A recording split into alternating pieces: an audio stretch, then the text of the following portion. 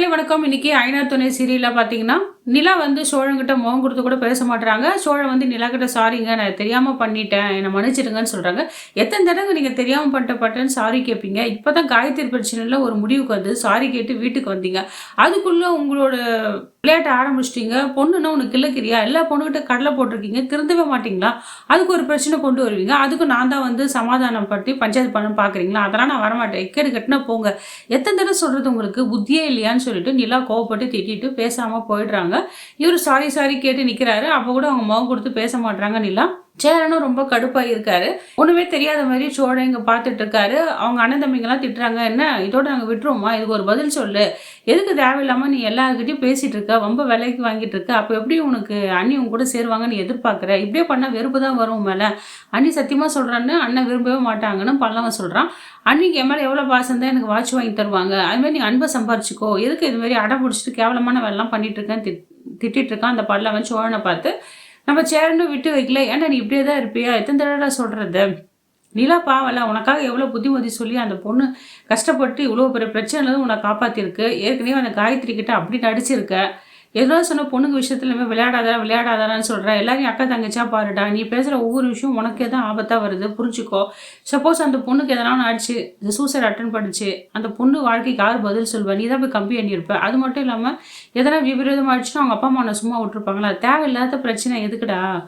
குடும்பத்தில் ஏற்கனவே எவ்வளோ பிரச்சனை இருக்குது. நீ ஏன்டா புது புது பிரச்சனைலாம் கொண்டு வரேன்னு சொல்லிட்டு நம்ம சேரன் சோழனை பார்த்து திட்டிட்டு இருக்காரு. ஆனால் அப்போல்லாம் இல்லைண்ணா, நான் வந்து ஒரு நல்லா ஃப்ரெண்ட்லியாக தான் பேசினேன். அது இந்த அளவுக்கு ஆகும் தெரில. நான் நிலாவை வந்து இம்ப்ரெஸ் பண்ணுறதுக்காக தான் பண்ணேன் அப்படின்னு சொல்கிறாங்க. இது மாதிரிலாம் பண்ணால் வந்து ஒரு பொண்ணு இம்ப்ரெஸ் ஆகாது. உன்னை பார்த்தா வெறுப்பாக தான் இருக்கும். நீயா இரு, உன் வேலை என்னவோ அதை பாரு. அப்போ தான் அந்த பொண்ணுக்கும் மனசு ஒரு ஆசை வரும். நாங்களாம் எப்படியோ அண்ணன் தம்பிங்க நாங்கள் எல்லாருமே என்ன நினைக்கிறோம், நீ சந்தோஷமாக நிலா கூட ஒன்று சேர்ந்து வாழணும், சந்தோஷமாக இருக்கணும்னு நினைக்கணும்னு பார்த்தா உன் வாழ்க்கையில் நீயே மண்ணலி போட்டுக்கிறியா? ஏன்டா அப்படி இருக்க சோழா? எத்தனை தடவை சொல்றது? திருந்தவே மாட்டியா அப்படின்னு திட்டுறாரு. சரி போதும் அட்வைஸ் பண்ணது நான் இனிமேல் ஒழுங்கா இருக்கேன்னு சொல்லிட்டு நம்ம சோழான்னு சொல்லிட்டு நழுவிடுறாரு. இங்கே மாமனார் நடேசனும் நிலாவும் நல்லா அனுபவமாக பேசி சிரிச்சிட்டு இருக்காங்க. இதை பார்த்த சேரன் எல்லாக்கிட்டையும் சொல்லிட்டு இருக்காரு அண்ணன் தம்பிக்கிட்டலாம். பாரு நிலா அப்பா நல்லா ஃப்ரெண்ட் ஆயிட்டாங்க. அப்பாவும் இன்னும் போது இல்லை கோவலாம் படுறதில்ல. அவர் வேலை அவர் பார்த்துக்கிறாரு. இது மாதிரி இருந்தால் எல்லாம் நல்லா இருக்கும். எல்லாத்துக்கும் காரணம் நம்ம நிலா தான். நிலா வந்து தான் ஒருத்தரையும் மாறிட்டு இருக்கா. எல்லாரை பற்றி அக்கறை பற்றி கேர் பண்ணி நடந்துட்டு இருக்கா. எல்லாரும் பற்றியும் கேர் பண்ணி அக்கறையாக நடந்துருக்கு அந்த பொண்ணு.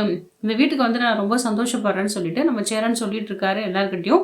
உடனே நம்ம சேரன் சொல்றாரு, நாளைக்கு காலை எல்லாருமே நம்ம குடும்பத்தோட ஒரு கோயிலுக்கு போறோம் அப்படின்னு நிலா கிட்ட சொல்றாரு. நிலா என்னென்ன விஷயம்ன்றாங்க. இல்லம்மா ஒரு விஷயம் தான், வாங்க எல்லாம் நான் அங்கே போய் சொல்றேன்னு சொல்லிட்டு எல்லாரும் குடும்பத்தோட ஒரு கோயிலுக்கு போறாங்க. அங்க போனவொன்னு என்ன பண்றாங்க, சாமி கும்பிட்டுட்டு இந்த சூடத்தை சத்தியம் பண்ணி சொல்லு, இனிமேல் எந்த பொண்ணு பார்த்தாலும் நீ அநாகரிகமா நடத்தக்கூடாது, எல்லாரையும் அக்கா தங்கச்சா தான் நினைக்கணும், தேவையில்லாம பேச்சு கொடுக்கக்கூடாது அப்படின்ட்டு சொல்றாரு. இதை கேட்ட சோழனுக்கு வந்து கடுப்பாயிரு. என்ன நான் சின்ன குழந்தைக்கு சொல்ற மாதிரி சொல்றேன், நான் ஏதோ தப்பு பண்ணிட்டேன், இனிமேல் பேச மாட்டேன் விடுனேன் அப்படின்றாரு.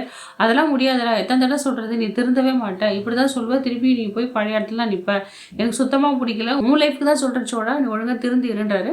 இதனால அவரு சத்தியம் பண்றாரு, இனிமேல் நான் யார் பேச்சுக்கும் போக மாட்டேன், எந்த பொண்ணுங்கிட்டையும் நான் பேச மாட்டேன், தேவையில்லாம அவங்க விஷயம் தலையிட மாட்டேன் அப்படின்றாரு.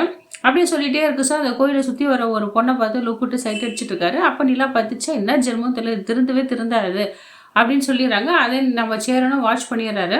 இந்த அளவே சோழன் வந்து சத்தியம் பண்றாரு. ஆனால் இனிமேல் எதுவும் பண்ண மாட்டேங்க, ஏன்னா இப்படி மானத்தை வாங்குறேன், நிலா வேற பார்த்தா என்ன நினைப்பா, எல்லாரும் என்ன வேடிக்கை பார்க்குறாங்கன்ட்டு எல்லாரும் என்ன வேடிக்கை பார்க்குறாங்க, ஏன்னா அப்படி பண்ணுறேன்னு சொல்கிறாரு. அப்போ தெரியுது இல்லை, அப்பயே இந்த வேலை நீ செய்கிற, நீனும் வேலைன்னும் இருடா, அப்போதானே உன்னையும் நான் சேர்த்து வைக்க முடியும், சொன்னால் புரிஞ்சுக்கோ சோழா அப்படின்ட்டு சேரன் வந்து ரொம்ப ப்ளீஸ் பண்ணி கேட்டுக்கிறாரு.